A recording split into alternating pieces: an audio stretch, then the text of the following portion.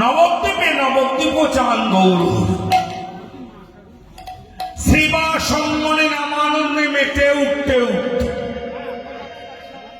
নাম আস্বাদন করতে করতে নামের বিরাম দিয়ে ডেকে বসলেন শ্যামলী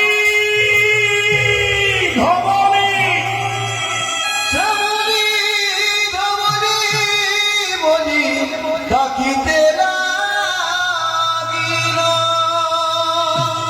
শ্যামলী ধবলী বলে ডাকতে শুরু করেছে।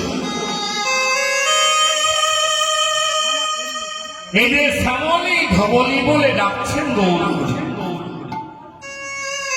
এটা কে ডাকতেন?